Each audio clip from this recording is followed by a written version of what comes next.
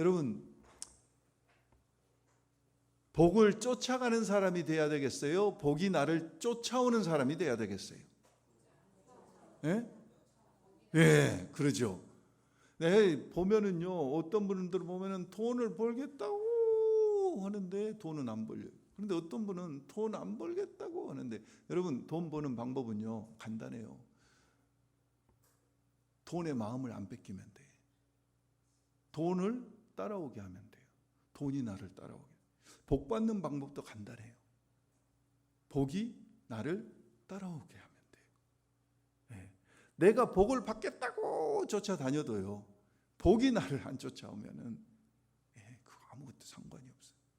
근데 오늘 시편 1편은 복이 어떻게 우리를 쫓아오는가, 복이 따라오는 인생은 어떤 인생인가 하는 것을 말씀해 주는 것이 시편 1편이에요.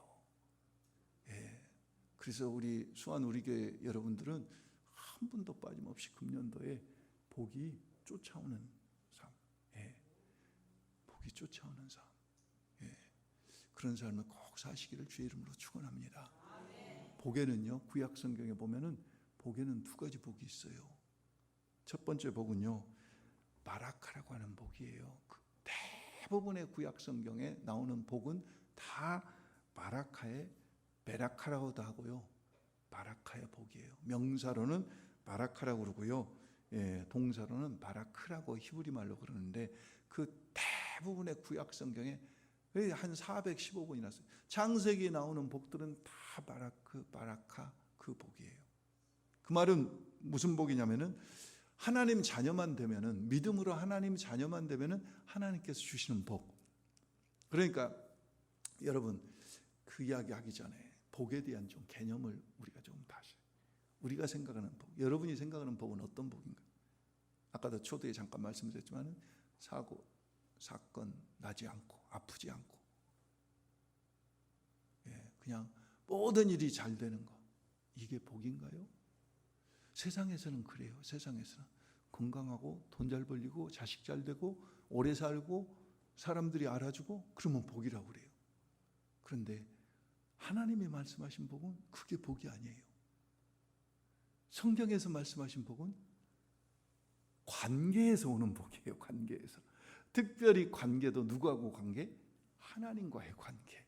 그러니까 하나님 다음으로는 목사님하고 관계를 잘 하셔야지 이렇게 복 받아요. 교회 보면은요, 목사님과 관계를 잘해가지고 복 못 받는 사람 내가 못 봤어요. 그러니까 관계의, 성경에서 말씀하신 복은 관계의 복이에요. 아까 초대에 제가 말씀하신 세상 사람들이 쫓아다니는 이러한 복들은요, 관계에서 누리는, 주시는 복을 누리면은 그것들은 따라오는 것들이에요. 따라오는 것들. 그러니까 말하자면은 부스러기 복, 부스러기 복. 진짜가 아니라. 그러니까 진짜 복은 하나님과의 관계에서 오는 복이에요. 오늘 그래서 이 복에 대한 개념을 우리가 바로 잘 하셔야 돼요. 그래서 지금 구약 성경에서 나오는 대부분의 복은 바라카, 베라카라고도 하고 베라카라고 하는 그런 복이에요. 하나님의 자녀만 되면은 당연히 따라오는 복, 그 하나님의 약속에 의해서 따라오는 복이에요. 그런데 시편 1편에서 말씀하신 복 있는 자는 그 베라카의 복이 아니에요. 무슨 복이냐면은 에세르라고 하는 복이에요. 구약 성경에 복을 이야기할 때 한 415번이나 이 베라카라고 하는 복을 썼어요. 그런데 이 에세르라고 하는, 지금 우리가 읽은 시편 1편에 복 있는 자라고 하는 이 복은 단 44번밖에 안 써 있는 복이에요. 이 복은 무슨 복이냐면은, 이 베라카의 복은 하나님의 자녀만 되면은 따라오는 복이지만은, 이 에세르의 복은, 오늘 시편 1편에서 말씀하신 복 있는 자의 복은 무슨 복이냐면은 내가 무엇을 행해야지 받는 복이에요. 아시겠어요? 그러니까 내가 하나님의 자녀만 되면은 그냥 쏟아지는 복이 있어요. 요한복음 1장 12절에도 하나님의 자녀가 되는 권세를 주셨다고 그랬잖아요. 그러니까 그 자녀된 권세로 오는 그런 복. 이런 것은 베라카의 복이에요. 그런데 에세르의 복은 오늘 시편 1편에서 말씀하신 이 복은 오늘 시편에 계속 몇 번 나와요. 여러분 보실래요? 시편 2편에 2편 12절 보실래요? 12절 마지막 부분에 보시면은 12절 그의 아들들의 입맞추라 그리하지 아니하면 진노하시로 너희의 길이 망하리니 그의 진노가 급하심이라. 그 다음에 같이 읽습니다. 여호와께 피하는 모든 사람은 다 무엇이 있다고요? 복이 있다고. 그러니까 여호와께 피하지 않는 사람은 복이 있다는 말이에요? 없다는 말이에요? 없다는 말이죠. 그러니까 이것은 행위가 요구되는 복이에요. 이게 에세르의 복이에요. 시편 2편에도 바로 여호와께 피하는 모든 사람은 다 복이 있다. 우중에도 이 주중에도 화요일 저녁인데도 수원 우리교회 나와서 기도하고 예배드리고 말씀 듣는 수원 우리교회 모든 사람들은 복이 있다. 이 말씀이에요. 이 말씀. 이게 에세르의 복이에요. 또 한 군데 보실래요? 시편 32편 보세요. 시편 32편 보시면은 1절 2절 보십시오. 시편 32편 1절 2절 같이 한번 읽겠습니다. 시편 32편입니다. 시편 32편 1절 2절 같이 읽습니다. 허물에 사함을 받고 자신의 죄가 가려진 자는 무엇이 있다고요? 복이 있다는 거죠. 그다음에요. 마음에 간사함이 없고 여호와께 정죄를 당하지 아니하는 자는 무엇이 있다고요? 복이 있다는 거죠. 이 복이 에세르의 복입니다. 에세르의 복. 이 시편 32편 봤으니까 한 군데만 더 볼게요. 그 옆에 시편 34편입니다. 시편 33편. 시편 33편 12절 말씀도 그 이야기. 12절 말씀 같이 한번 읽습니다. 여호와를 자기 하나님으로 삼은 나라 곧 하나님의 기업으로 선택된 백성은 복이 있도다. 에세르의 복. 자, 1편으로 다시 돌아오셔서요. 그러니까 복 있는 자는 그러니까 시편 1편이 시작되면서 그냥 하나님께서 복을 막 주고 싶어 하시는데 이 복을 이미 자녀된 복은 다 받았어요. 자녀된 복. 주의 백성된 복은 다 받았어요. 그런데 하나님은 더 복을 막 주시고 싶으신 거예요. 더 복을 주시고. 그게 이 에시레. 그래서 시편 1편이 시작될 때 아시레 이렇게 시작됩니다. 아, 이런 사람은 얼마나 행복할까요? 이렇게 시작돼요. 우리나라 말로 해석하자면은 아, 이런 사람은 얼마나 행복할까요? 히브리 말로는 그냥 아시레 그랬는데 영어로는 how blessed the man who does not walk in the counsel of the wicked 그랬습니다. How blessed is the man. 아시레 그랬어요. 자, 여러분 그런 사람은 먼저 한번 볼까요? 뭐 하지 않는다고요? 악인의 꾀를 쫓지 않냐고, 죄인의 길에 서지 않냐고, 오만한 자리에 앉지 않는다 그랬는데 이건 결과입니다. 결과예요. 결과. 이제 나중에 나와요. 나중에 어디 나옵니까? 2절에 오직이 나오는데 이 1절에 나오는 것은 결과예요. 복 있는 사람은 아시레의 복을 받은 사람은 악인의 꾀를 쫓지 않는다. 악인의 꾀가 뭔 줄 아세요, 여러분? 성경을 여러분 보실 때 성경에서 나오는 단어들을 도덕적으로 우리 수준으로 생각하면 안 됩니다. 우리가 생각할 때 악인은 어떤 사람이 악인입니까? 나쁜 짓하고 바로 여기 나가면 음식점 있는데 술 먹고 깽판 부리고 싸우고 음주운전하고 도둑질하고 살인하고 이런 것들이 악인이라고 그러잖아요. 근데 성경에서 악인은 그런 게 악인이 아니라 뭘 악인이라고 그래요? 하나님 없는 사람이 악인이에요. 하나님 없는 사람이 악인. 그러니까 하나님 아무리 선하게 자기가 도덕적으로 살아도 하나님 없는 사람은 악인이에요. 악인. 그게 성경이 하시는 말씀이에요. 우리는 자꾸 도덕적으로 생각하면 안 돼요. 나 하나님 몰라도 그런 사람 있잖아요. 나 교회 안 가도 나 죄 안 짓고 삽니다. 난 다른 사람 괴롭히지 않고요. 자기 말로 그런데 그 사람 악인이에요. 성경은 그런 사람 악인이라고. 어떤 사람이 의인입니까? 하나님 있는 사람. 성경에서 개념은 굉장히 달라요. 그래서 여러분 맨 먼저 나온 게 악인의 뭐라고 그랬어요? 꾀. 그러니까 뭘 생각합니까, 여러분? 악인의 꾀라는 것은요, 무슨 이야기냐면은 하나님의 뜻과 아무 상관없는 지혜, 이 이야기입니다. 하나님의 뜻하고 아무 상관없어, 그 지혜. 다른 말로 하면은요, 하나님의 뜻 없이 사는 사람은 하나님과 아무 상관없이 자꾸 지혜를 만들어내는데 그게 다 악인의 꾀라는 거죠. 우리는 악인의 꾀 그러면은 어렸을 때 우리 그랬잖아요. 비 오는 날, 하도 오래된 이야기 하니까 여러분 이해가 되실런가 모르겠지만 제가 나이가 들었으니까 그 옛날 이야기 할게요. 우리 옛날에 놀 때는 뭐 요즘같이 무슨 게임이 있었습니까? 무슨 레고가 있었습니까? 무슨 놀이방이 있었습니까? 뭐가 있었습니까? 흙하고 돌밖에 없었어요. 흙하고 돌. 그러니까 놀 것이 없는 거죠. 얼마나 놀 것이 없었으면요, 자동차가 가면은 자동차를 쫓아가서 자동차 뒤에서 나오는 그 배기가스를 맡고 다녔다니까요. 휘발유 그 냄새, 배기가스, 그것을 좋다고 쫓아다니면서 맡고 다니. 이거 오직 할 일이 없었겠어요. 그러니까 그때 우리는 이제 비가 오면 뭐 하냐면은 땅을 파가지고, 그때는 아스팔트 이런 게 없었잖아요.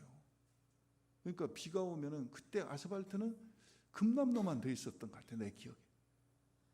그러니까 다른 데는 다 땅이야.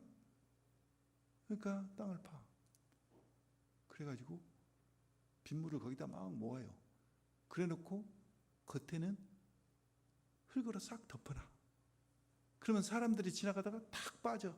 그러면 그걸 보고 막 저 숨었다가 막 재밌게 웃고, 이제 그러면 야단치고 어떤 놈이 그러냐 어떤 놈은 이제 막 도망가고. 그런 것이 악인의 꾀가 아니라는 거죠. 제가 그런 것이 악인의 꾀가 아니라 하나님의 뜻하고 아무 상관없는 거, 이게 뭐라고요? 악인의 꾀라는 거죠. 악인의 꾀. 악인의 꾀를 뭐라고요? 따르지 아니하고. 그 다음에는 뭐라고요? 죄인의 길에. 그러니까 죄인의 길이라는 것은 다른 사람을 막 죽이고 뭐 이춘재 같이 막 연쇄 살인하고, 이게 죄인이 아니라니까요. 아까 제가 뭐라고 말씀드렸잖아요. 죄인의 길은 다른 게 아니고 하나님을 무시하는 거죠. 하나님 무시하는 거. 이것을 죄인. 그 다음에 오만한 자의 자리에 앉지 않고. 그런데 오만한 자의 자리에 앉지 않고 무슨 이야기입니까? 남을 헐뜯는 자들 자리, 그 말입니다. 더 나아가서 하나님을 비웃고 조롱하는 자리, 그게 오만한 자의 자리입니다. 오만한 자리. 여러분 한번 신약 성경에 나온 한 사람을 볼까요? 요한복음 18장을 한번 볼까요? 요한복음 18장. 제가 요한복음 18장 한번 보겠습니다. 여러분 피곤하신데 오셨는데 자꾸 성경 찾게 해서 죄송해요.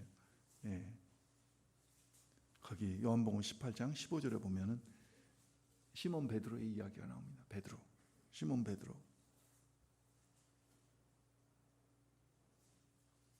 시몬 베드로와 또 다른 제자 한 사람이 누굽니까? 요한복음을 쓴 요한이 예수를 따랐다. 그런데 예수를 따랐다. 요한복음 18장 15절에. 그런데 누가복음 22장 54절에 보면은 그들이 예수를 따른 것이 어떻게 따랐냐면은 조금 더 구체적으로 나오는데요. 누가복음 22장 54절에 보니까 뭐라고 이야기하냐면은 예수를 잡아 끌고 대제사장의 집으로 들어갈새 베드로가 어떻게 따라갔다고요? 멀찍이 따라갔다. 그게 지금 뭐예요? 악인의 꾀를 따르는 거예요.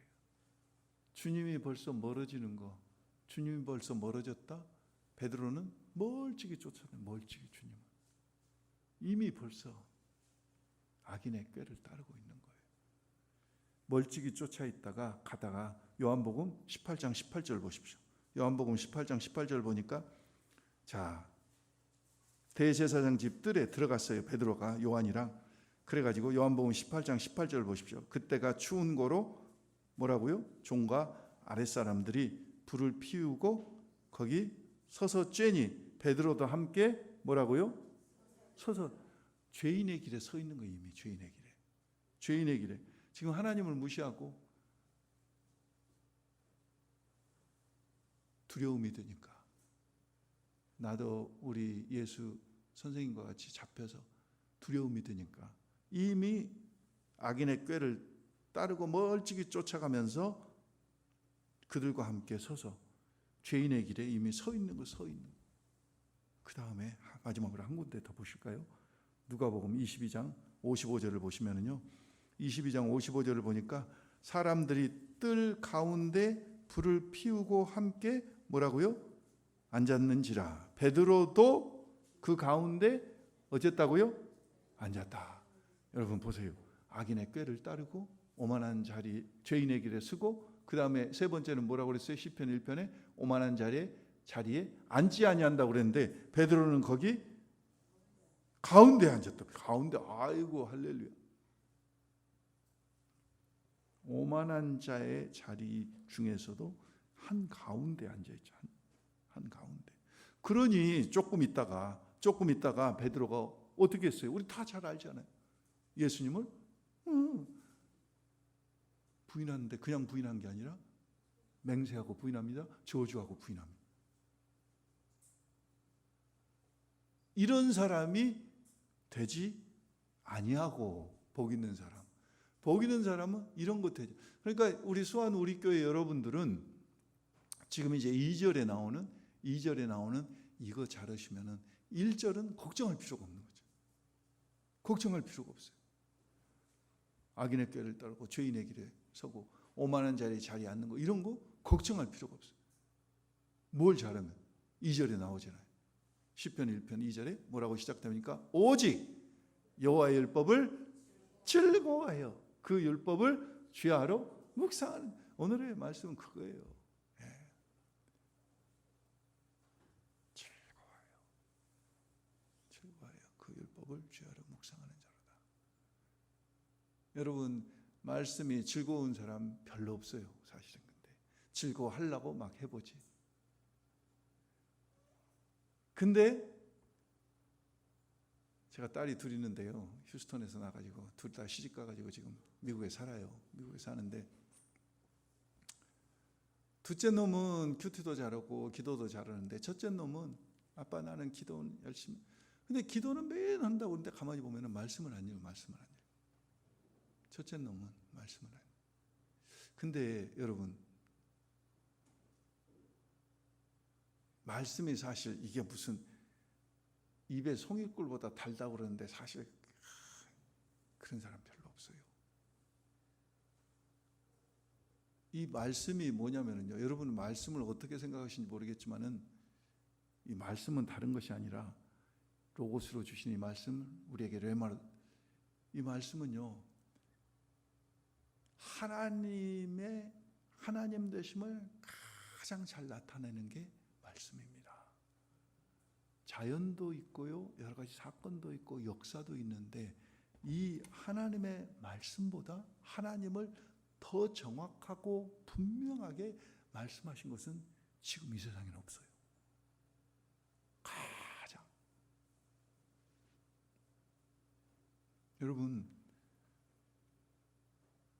여러분과 저는 한국말로 된 신약과 구약 성경을 우리가 가지고 있죠. 가지고 있어요. 전 세계적으로 언어학적으로 신약과 구약을 자기 모국어로 가지고 있는 나라가 40개가 못 돼요. 40개가. 여러분, 우리는 굉장한 축복을 누리고 있다고 생각해야 돼요. 여러분, 하나님을 우리가 사랑한다는 근데 이 하나님을 사랑하는 가장 두드러진 표현은 뭐냐면요. 이겁니다.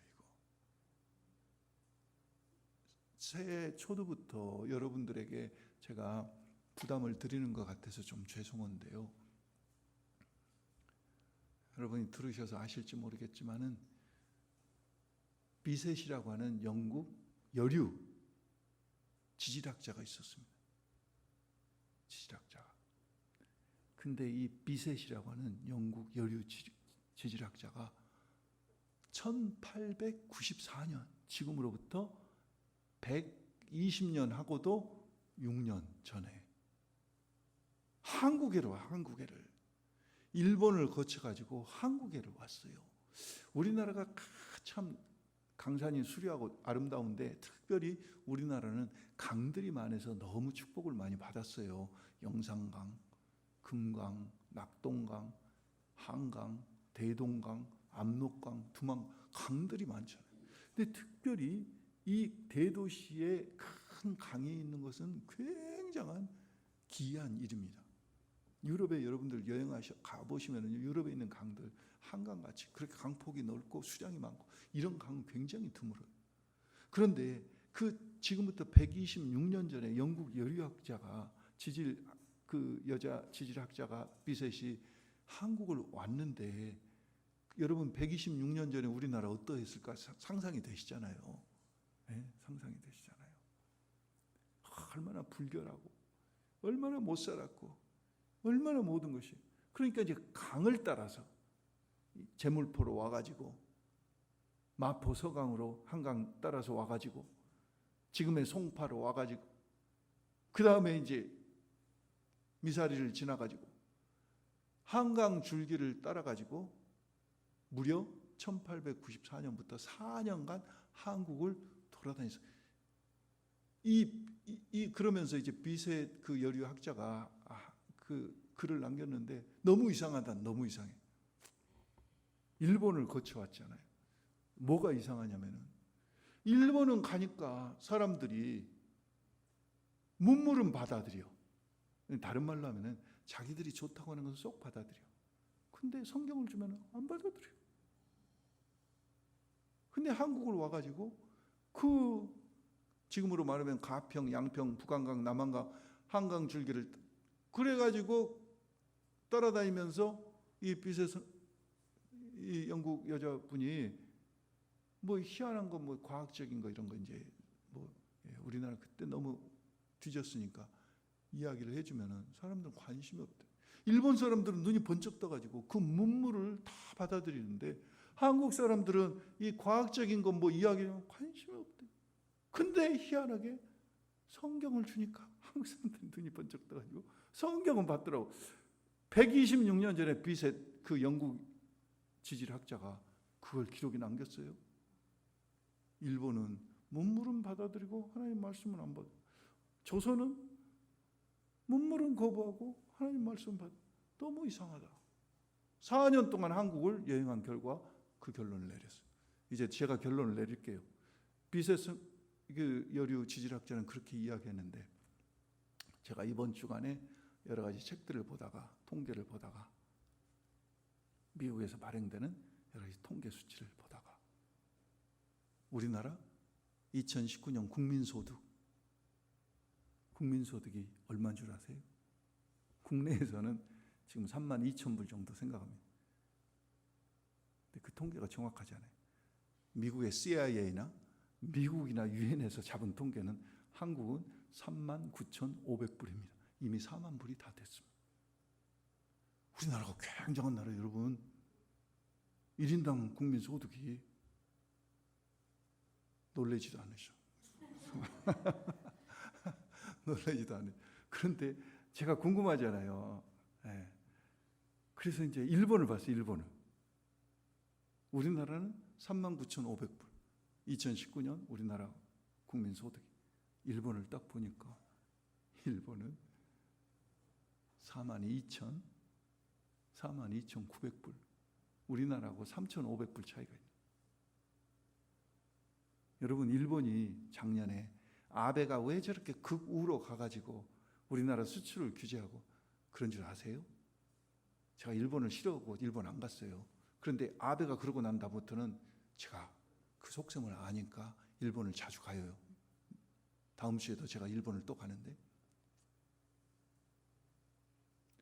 일본 사람들이 한국을 굉장히 두려워하기 시작했어요. 왜냐하면요, 일본은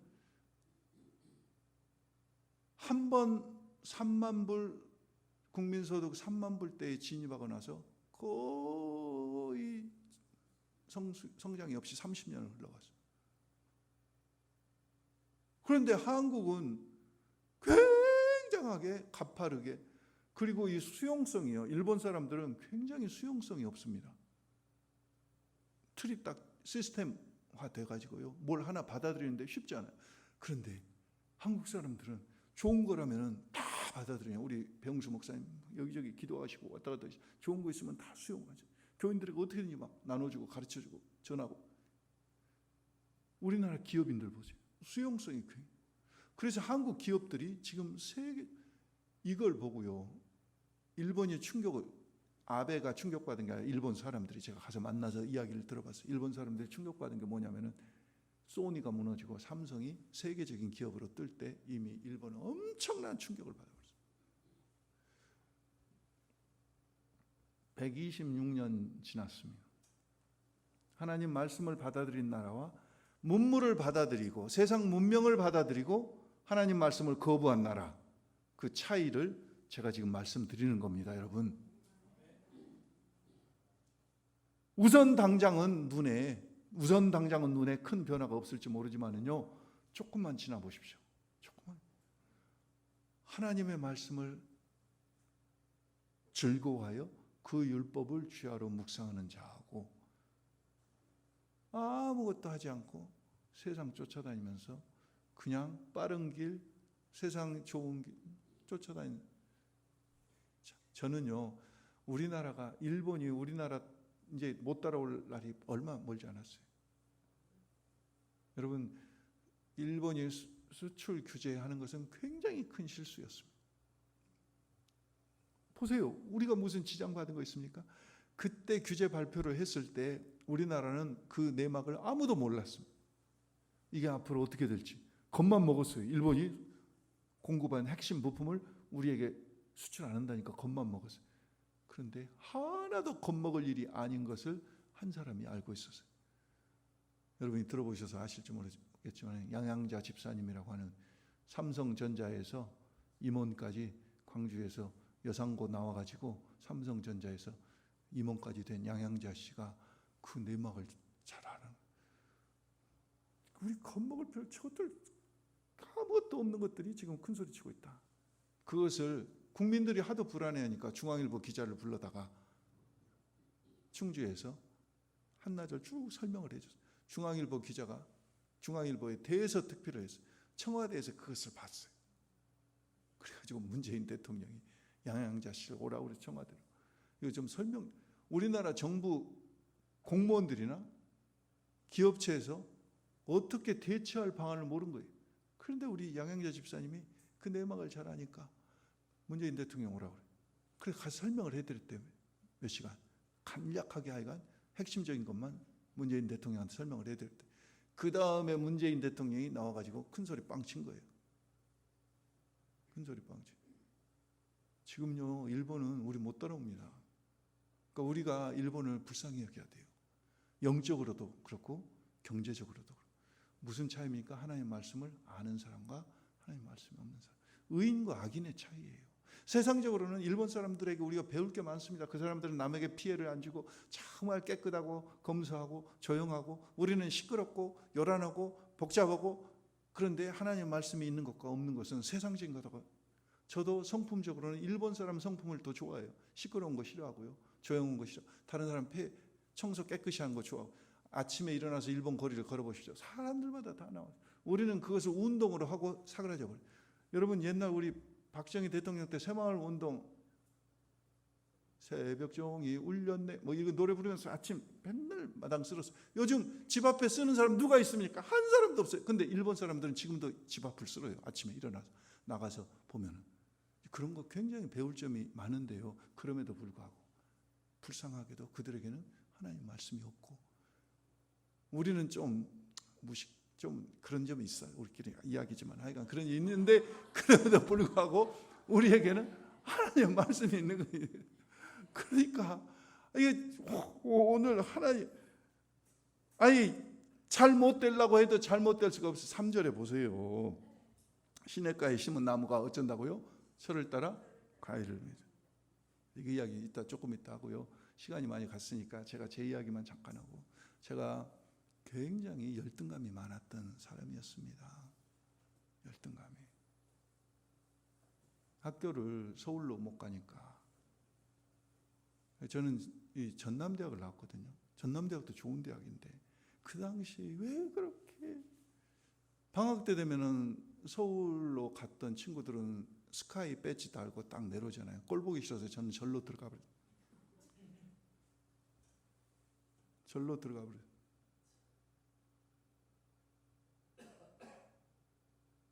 열등감이 무지하게 많았어요. 아유, 전남대학도 훌륭하지 않아요. 그런데 왜 그랬는지 모르겠어요. 그래가지고 자살을 하고 미친놈이 이리저리 가출해가지고 죽는다고.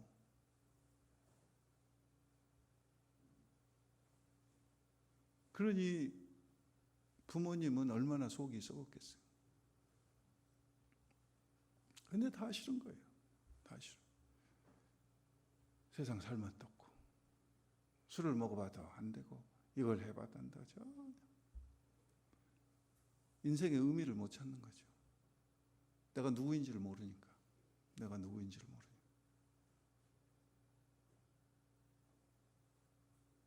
그런데 그때 제가 대학 4학년 때 고시 공부하다가 주님 앞에 제 인생을 헌신하고 나서 하나님 정말 살아계시다면 나를 좀 어떻게 해보시라고. 왜냐하면은 저희 교회는 나가거든요. 장로 아들이었으니까. 근데 일주일 동안 매일 뻘짓거리만 하다가 주일날 교회 가서 앉았으니 이 예배가 제대로 되치겠어요? 맨날 조는 거지. 조는 사람 보면 전부 우리 집 식구의 아버지만 빼놓고 장로님이니까. 형님 졸지, 어머니도 조시지, 권사님도 조시지, 저도 졸지. 딴짓거리 하다가 왔으니까 안 졸 수가 없어요. 그러니까 교회에 와서 좋은 사람들은 뭐 하고 왔는지 저는 이제 물어보지 않아도 다 알아요.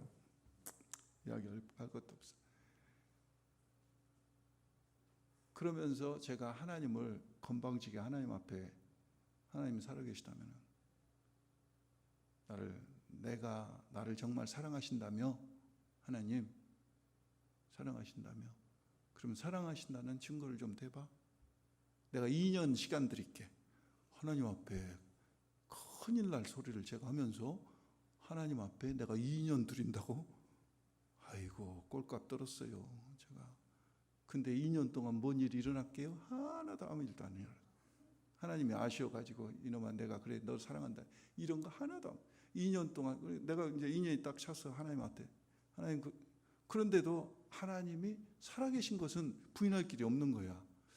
그래서 그러면은 하나님이 2년 동안 나 기다렸는데 나한테 아무 무슨 뭐 증표라도 좀 보여주시든지 나를 사랑한다는 무슨 증거라도 좀 아무 변화가 없는 거야. 그러니까 화가 나잖아요. 내가 2년을 허송세월했구나. 하나님이 나를 안 찾아오셔? 그럼 내가 하나님을 찾아야지. 뭐 이런 마음이 생긴 거예요. 그래서 그때 처음으로 제가 성경을 읽기 시작합니다. 저는 누가 읽으라고 해서 읽는 게 아니라 제가 스스로 자원해서 성경을 읽기 시작했어요. 하나님이 그 당시에는요, 여러분 1970년대 제가 70학번인데 70년대는 여러분 이게 교회 가면은 누가 성경 공부 시켜준 사람도 없고요. 목사님 설교는 죄송한 이야기지만은 세상적인 이야기 구름 잡는 말씀하셨고 그러니까 좋을 수밖에 없고 누가 물어볼 사람이 있어요 뭐를? 그러니까 제가 그냥 관주 성경 요즘은 관주 성경이 없습니다. 근데 여러분 성경을 정말 읽으려면 관주 성경을 읽으셔요. 성경 사전도 없어요. 아무것도 없어요. 요즘같이 스터디 바이블 잘 세설된 이런 성경도 없어요. 관주 성경 하나 갖다 놓고 이리 찾고 저리 찾고 지금도 그 성경을 제가 가지고 있어요. 혼자 그러다가 빠져 들어간 거예요. 그러면서 제가 정말 하나님 앞에 얼마나 죄인인지 하나님이 얼마나 저를 사랑하시는지 그게 확인되고 체험되면서 제 자존감이 열등감 자살하려고 수도 없이 시도하면서 열등감 속에 있었던 제가 자존감이 굉장히 올라간 거예요. 나는 정말 새로운 피조물이다. 하나님의 자녀다. 나는 그리스도의 편지다. 나는 그리스도의 향기다. 나는 그리스도의 사신이다. 이게 막 이 말씀이 그대로 막 빨려 들어갈 것 같이 믿어지고 믿어지니까요. 제가 1976년도에 미국을 갔거든요. 76년도에 미국을 갔는데 가서 보니까 그 당시만 해도요, 미국 간 사람들은 한국에서 상당히 괜찮은 사람들이 미국 갔더라고요. 가서 보니까 다 박사들, 교회 가서 예배 드리는데 다 자기들끼리 내가 그래서 교회에서는 저런 호칭을 부르면 안 되는데 내가 그런 생각을 들 정도로 교회에 막 어마어마한 사람들이 모여 있는 거예요. 옛날에는 경기 중고등학교가 우리나라에서 제일 좋았거든요. 경기, 서울, 경복 그랬거든요. 근데 가서 보니까 전부 경기 중학교, 경기 고등학교 나온 데다가 서울대학교 나온, 그래 박사한 사람들이. 근데도요, 제가 거기서 귀가 안 죽던, 나 전남대학교밖에 안 나왔잖아요. 전혀. 도리어요, 조금 있으니까 그분들은 저보다 나이가 10년, 15년, 많게는 20년 다 많은 분들이었습니다. 근데 저보고 성경을 가르쳐 달라고 그런 거예요. 주일학교 교사를, 성경 공부 교사를 저를 다 추천해 가지고 시키는.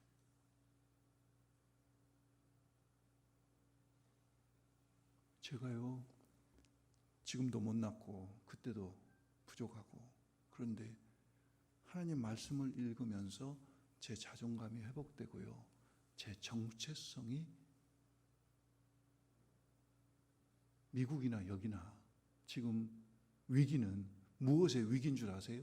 이란하고 미국하고 싸우려고 하는 것이 위기가 아니라 내 자신이 누군지를 모르는 이 아이덴티티 위기가, 아이덴티티 크라이스트가 제일 큰 위기입니다. 내가 예수 안에서 내가 하나님 앞에 누구인지만 알면은 우리는 두려울 것이 없습니다. 그런데 그 내가 누구인가를 가르쳐 주시는 것이 성경에 하나님 말씀에. 그래서 제가 얼마나 감사했던지요. 여러분, 그 다음부터 누가 읽으라고, 성경을 읽으라고 해서가 아니고 제가 빠져 들어가서, 제가 세다가 못 셌어요. 나이가 이만큼 됐으니까 백독은 훨씬 더 많이 했고요. 1년이면은 몇 번씩 읽어요. 1월이면은 신약을 몇 번 읽습니다. 목사니까 그래요. 여러분, 부탁드리고 싶은 것은요, 여러분 정말 아이들을 학원에 보내잖아요. 좋은 대학 보내려고 하잖아요. 왜 아이들을 학원에 보내려고 하면 학원에 돈을 주면서 왜 보냅니까? 보내면은 뭔가 얻는 게 있습니다. 여러분, 우리가 스마트폰 없으면 요즘 살 수 없으니까 스마트폰을 하지 마시라고는 못 하는데, 스마트폰을 평균 따져서 아무리 못해도 일반 사람들 보통 하루에 2시간에서 3시간, 우리 학생들이나 젊은 사람들은 이거 6시간에서 10시간 가지고 있습니다. 눈 뜨자마자 이거 손대기 시작해서 자기 전까지 이걸로 딱 닫고 굿나잇 하고 이제 자는 거죠. 저는요, 여러분 이거 1시간 하면은 하나님 말씀 30분이라도 읽자 그죠. 이거 2시간 했다면은 하나님 말씀 1시간이라도 읽자 그죠. 1시간이라도. 이거 가지고는 카톡이나 유튜브에 떠도다니는 가짜 뉴스 수도 없이 퍼서 날르고 이리저리 날르고 사람 찍고 수도 없이 시간을 보내면서 하나님 말씀 보는 것은, 이거 금식 좀 했으면 좋겠어요. 육신의 금식보다도 이거 금식하는 것이 훨씬 더 힘들 것 같아요. 제가 애들 데리고 작년에 비전 출입을 미국에 2번 갔는데 때때로 애들에게 이걸 빼앗았어요. 죽으려고 그래요. 이것만 막 죽는 줄 알아요. 그래서 안 뺏기려고 어떤 놈은 숨겼다가 결국은 지가 잊어버려가지고 난리 났어요. 지가 숨긴다고 잘 숨겼는데 결국 잊어버렸어. 미국에서 잊어버리니까 찾을 길도 없고, 돈은 돈대로 나가고. 여러분, 이거 우리가 하루에 2시간 한다면 1시간이라도 이걸 읽어야 돼요. 하나님 앞에. 하나님 앞에. 여기도 바이블 앱이 있습니다. 저도 깔고 다녀요. 그러나 긴급한 때, 꼭 필요한 때 이거 앱을 사용해서 성경을 읽지, 성경은 종이 넘겨가면서 읽어야 됩니다. 하나님 말씀은 정말 여러분, 그래서 그렇게 하면은 오늘 3절에 시냇가에 심은 나무가 철을 따라 열매를 맺으며 그 잎사귀가 마르지 아니한 같으니 그 행사가 다 형통한다고 그랬잖아요. 형통한다. 그러니까 1절은 걱정할 필요도 없어요. 뭐 악인의 꾀, 죄인의 길, 오만한 자, 이거 걱정할 것도 없어요. 2절만 잘하면 돼요. 여호와의 율법을 즐거워해요. 여러분 읽혀지시는 만큼만 읽으십시오. 처음에 제가 시도를 그렇게 했거든요. 성경 읽으면 잠 오지요. 잠 올 때까지만 읽으십시오. 잠 올 때까지만 읽으십시오. 그런데요, 그것을 빠지지 말고 하십시오. 빠지지 말고. 아무것도 아닌 것 같은데 그게 아무것도 깁니다. 아침에 일어나서 잠깐 3분, 여러분 수준에서 여러분이 하실 수 있을 만큼 처음에 시작하십시오. 처음부터 많이 잡아서 내가 하루에 1시간 읽으리라 그러면 안 됩니다. 처음에 한 30분, 40분 읽는 사람이 그 다음에 1시간도 읽는 거지. 오늘 와서 은혜 받고 내가 오늘부터는 결심하고 하루에 1시간씩 성경 읽으리라, 생뚱이가 절대 안 됩니다. 성경을 그동안에 하루에 안 읽으셨다면 잠 올 때까지만 시작하십시오. 3분, 2분, 5분 자기가 할 수 있을 만큼. 그 대신 그것을 매일 하십시오. 매일 하십시오. 조금씩이라도. 하루에 1시간 읽고 일주일 동안 성경 한 번도 안 읽는 것보다는 그 1시간을 7로 나눠서 하루에 5분을 읽더라도 계속 일주일을 지속적으로 읽는 게 훨씬 낫습니다. 내 영혼에 하나님 말씀을 담으십시오. 여러분 처음부터 무리하게 크게 시작하지 마시고 여러분이 그러면요, 말씀을 읽다 보면은 자연스럽게 5분이 7분 되고 7분이 10분 되고 10분이 15분 되고 15분이 30분 되고 30분이 1시간 되고 자연스럽게 돼요. 그게 하나님의 말씀의 매력이에요. 다른 것으로도 아무 것으로도 채울 수 없는. 그리고요, 이 하나님의 말씀을 내 속에 채우면은요, 돈 안 벌려도 밥 안 먹어도 실제로 배 안 고파요. 돈 안 벌려도요, 전혀 걱정이 안 돼요. 하나님 말씀을 안 읽으니까 걱정되는 걱정. 근데 하나님 말씀을 계속 읽어보세요. 걱정할 틈이 어디 있습니까? 진짜 그래요. 제가 그랬거든요. 제가 평신도로, 제가 신학대학원 가기 전까지 미국에서 10년을 평신도로 살았는데요. 그때 제가 성경을 얼마나 평신도 때 읽었는지 몰라요. 제가 이야기만 말씀드리고 마칠게요. 제가 직장 다니는데요. 직장 가기 아침에 일어나서 직장 가기 전 보통 2시간을 성경을 읽습니다.